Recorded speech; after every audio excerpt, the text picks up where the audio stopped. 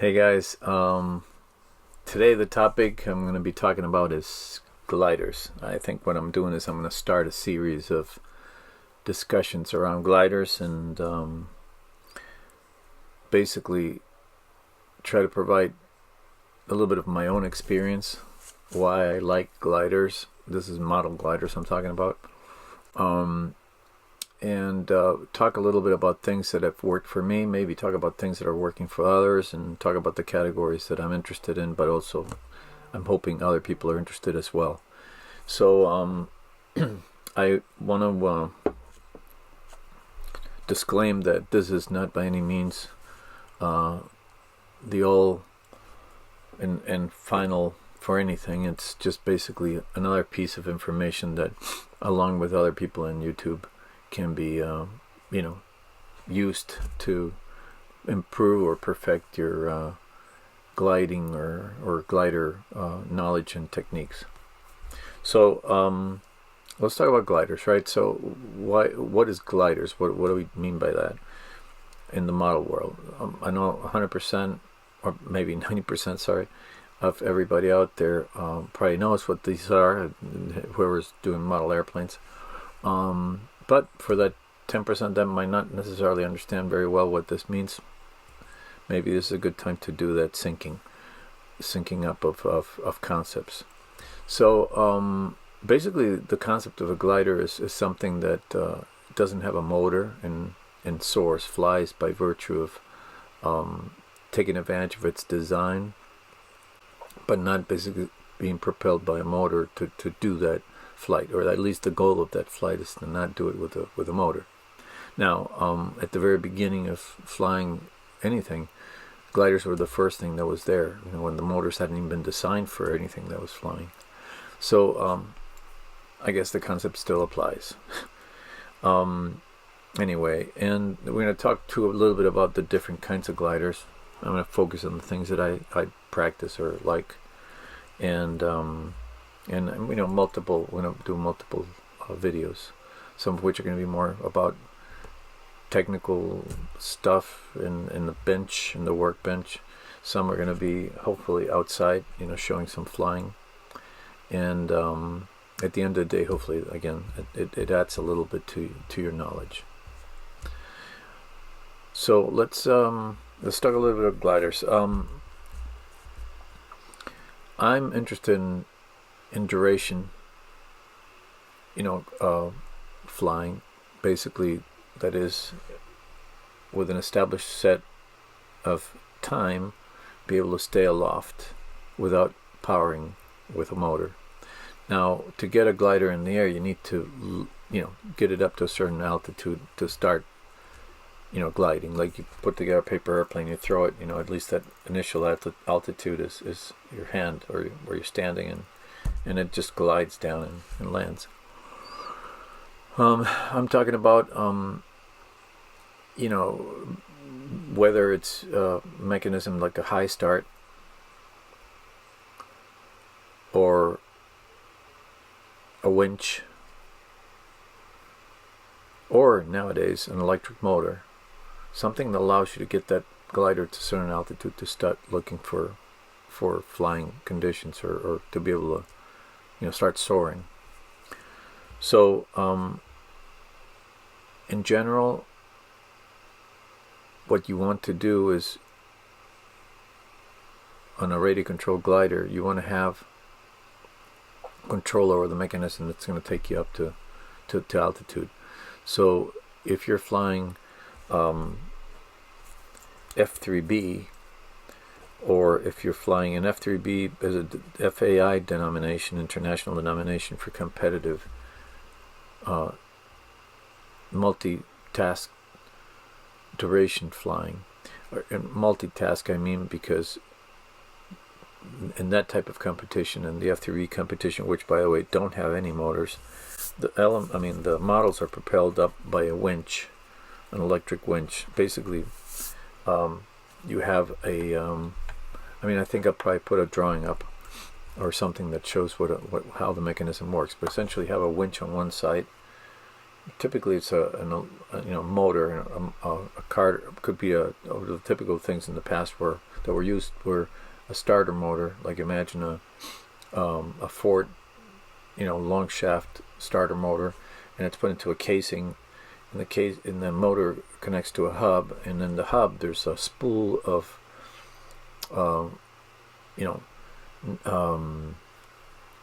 monofilament, nylon monofilament, possibly 100-pound test, and that is based where you're standing, and the connections, electric connections. I mean, what drives the power to it is going to be typically a battery, possibly a 12-volt car battery, with a solenoid or a switch that gives power to that motor. So once you give it power, the motor goes and winds, right?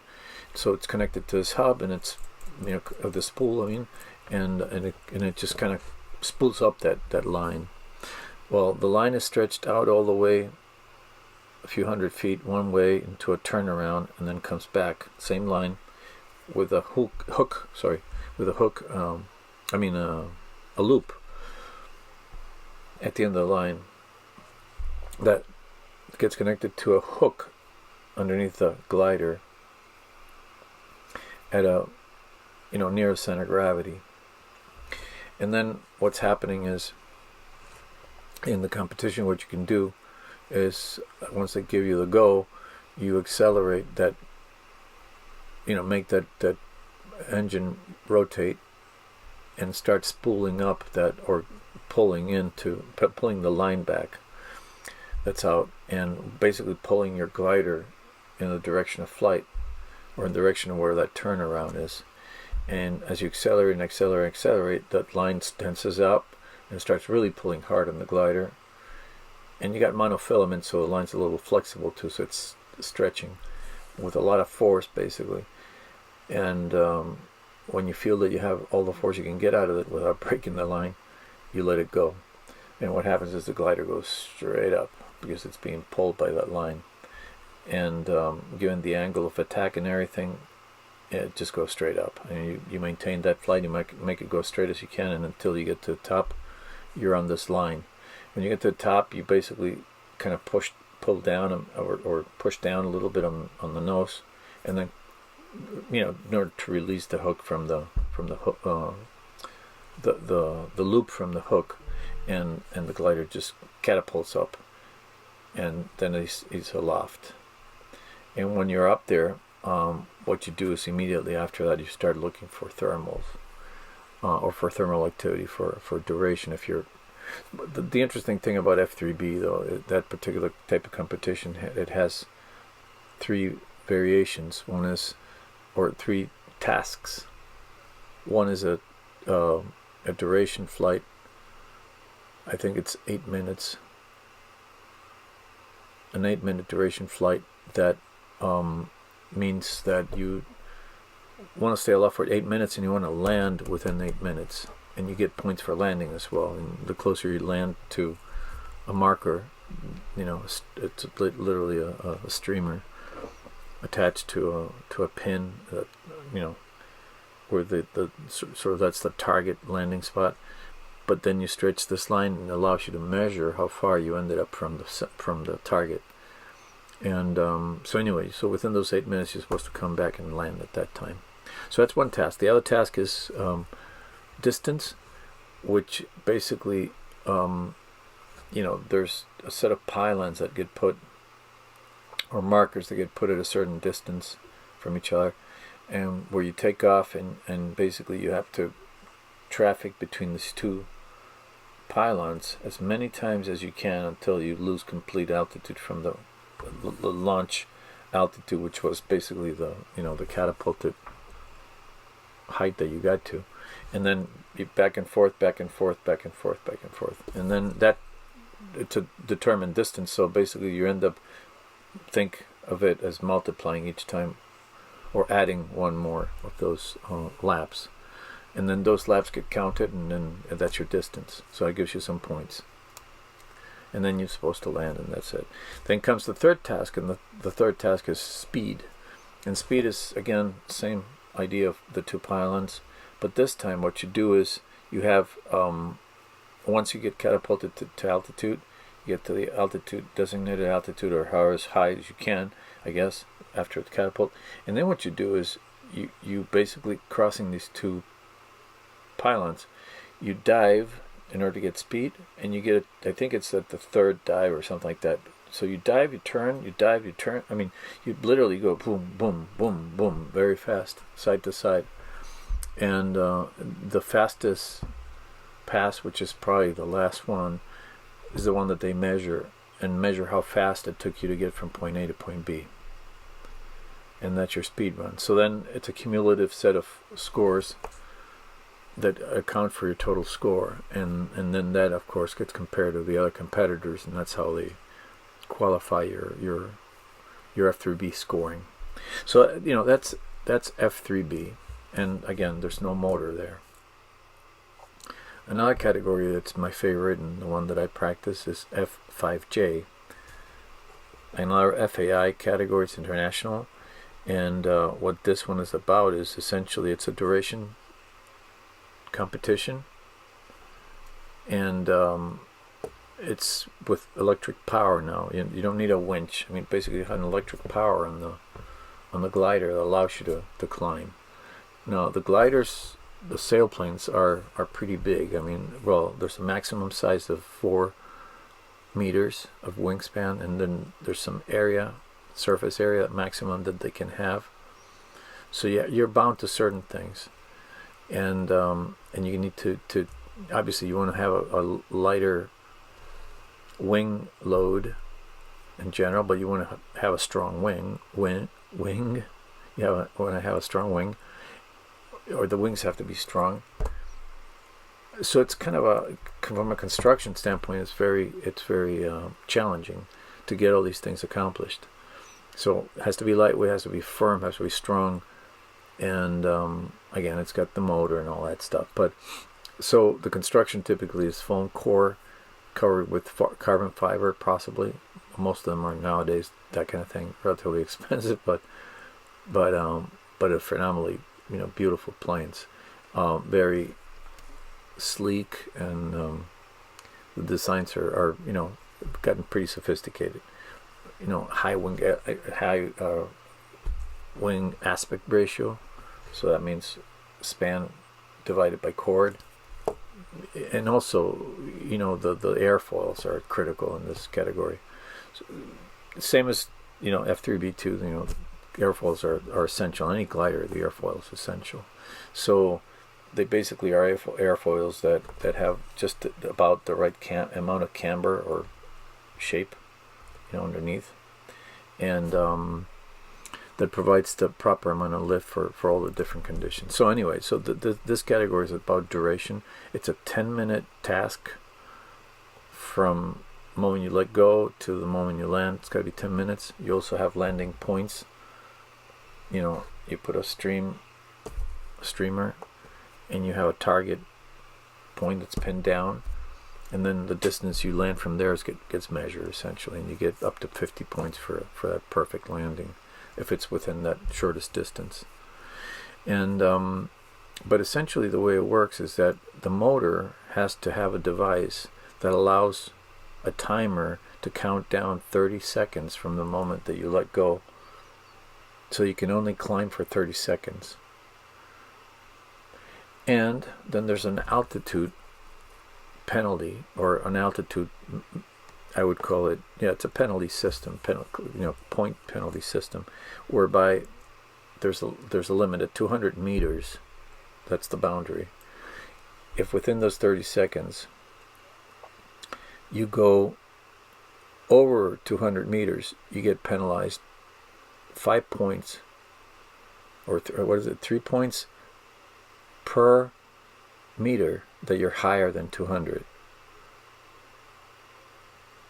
And if you're under 200 meters at the moment you stop climbing, or the 30 seconds elapse, then you only get half a point discounted for every meter you're under 200 meters.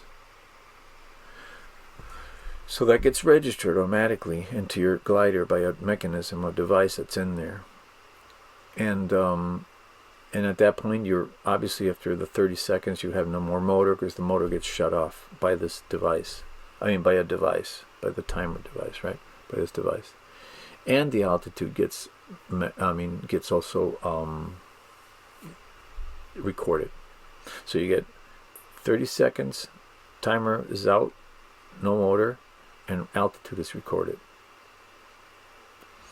After which, that's when you start really soaring, looking for thermals. And the idea is to look for thermals, because that's what's going to sustain your flight. And you need 10 minutes of flight. So at the end of the 10 minutes, again, from the moment you threw it, it's the 10 minutes start there. So you still, minus the 30 seconds, whatever. So I guess 9 minutes and 30 seconds for all intents and purposes. So anyway, that you have at that point. Plus, actually, and there's 10 seconds really after the 30 seconds of motor, that you have 10 seconds actually that before the altitude gets captured. So even if you thought you were a little too high, in 10 seconds you might be able to dive a little bit and get a little bit under.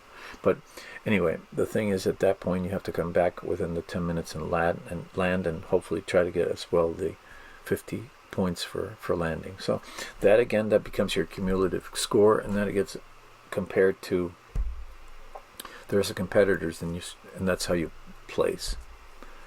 So anyway, that's F5J. There's all kinds of other competition glider stuff going on. There's simplified versions of the F5J. There's just plain duration competitions that are all over the place. And then there's also DLGs, which are the discus launched gliders, which are the ones that are thrown without an engine, without a motor, without power or anything, but with hand throw that's been done in a, like you're throwing a discus really. You go around and you fling that thing out.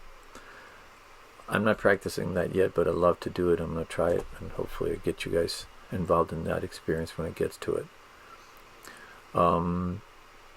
Anyway, so that in combination with using the right radio and doing the right things on the radio can get you to where you need to be. So you have to have a glider that's can perform properly, or that it's properly designed. But at the end of the day, that's the world of gliders.